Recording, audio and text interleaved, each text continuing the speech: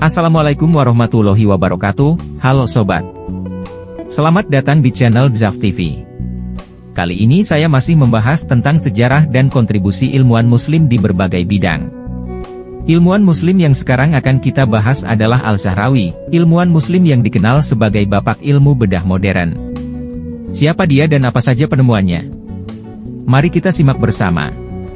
Al-Zahrawi adalah nama latin dari Abu Al-Qasim Khalaf ibn Al-Abbas Al-Zahrawi, seorang dokter, ahli bedah, dan cendekiawan muslim yang lahir pada tahun 936 Masehi di kota Al-Zahra, dekat Cordoba, Andalusia, atau yang sekarang dikenal dengan Spanyol.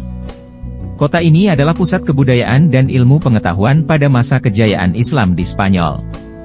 Al-Zahrawi tumbuh di lingkungan yang mendukung perkembangan bakat dan minatnya di bidang kedokteran. Al-Zahrawi belajar kedokteran dari ayahnya, yang juga seorang dokter terkenal di kota tersebut. Ia juga belajar dari guru-guru lain yang ahli di bidang kedokteran, farmasi, kimia, dan filsafat. Al-Zahrawi mulai berpraktik sebagai dokter dan ahli bedah di usia muda, dan mendapat reputasi yang baik di kalangan masyarakat. Ia bahkan menjadi dokter pribadi dari Khalifah Al-Hakam II, penguasa Andalusia pada saat itu. Selama 50 tahun, Al-Zahrawi menulis sebuah ensiklopedia kedokteran yang sangat monumental, yang diberi judul Al-Tasrif Liman Ajiza'an Al-Ta'alif, atau yang berarti, pengajaran bagi orang yang tidak mampu menulis buku.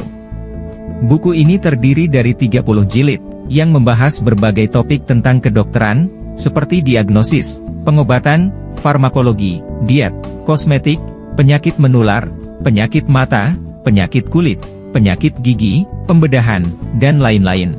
Buku ini menjadi rujukan utama bagi para dokter dan ahli bedah di dunia Islam maupun Eropa selama berabad-abad. Salah satu jilid yang paling berpengaruh dari Al-Tasrif adalah jilid ke-30, yang didedikasikan untuk ilmu bedah. Di dalamnya, Al-Zahrawi menjelaskan secara rinci tentang berbagai prosedur operasi, seperti operasi sesar, operasi batu ginjal, operasi amputasi, operasi hernia, operasi katarak, operasi hidung, dan lain-lain. Ia juga menggambarkan sekitar 200 instrumen bedah yang ia ciptakan atau modifikasi dari instrumen sebelumnya, seperti pisau bedah, sendok bedah, jarum bedah, pengait, gunting, tang, dan lain-lain.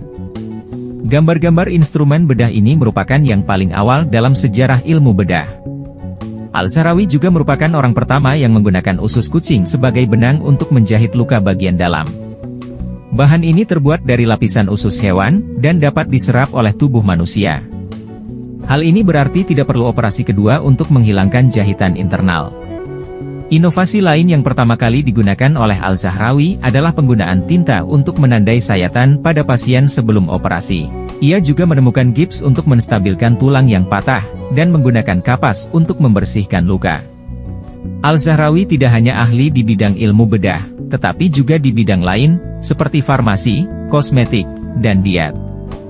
Ia menulis tentang berbagai macam obat, ramuan, salep, dan minyak yang dapat digunakan untuk mengobati berbagai penyakit. Ia juga menulis tentang cara membuat parfum, sabun, sampo, bedak, dan kosmetik lainnya.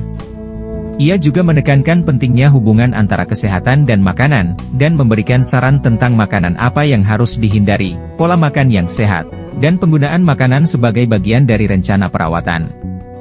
Al-Zahrawi meninggal pada tahun 1013 Masehi, di usia 77 tahun, setelah memberikan kontribusi yang sangat besar bagi perkembangan ilmu kedokteran, khususnya ilmu bedah.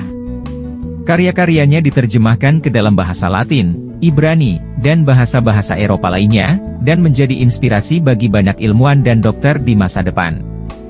Al-Zahrawi dihormati sebagai salah satu ilmuwan muslim terbesar sepanjang sejarah, dan dijuluki sebagai bapak ilmu bedah modern. Demikianlah pembahasan singkat tentang Al-Zahrawi, ilmuwan muslim yang menemukan pisau bedah.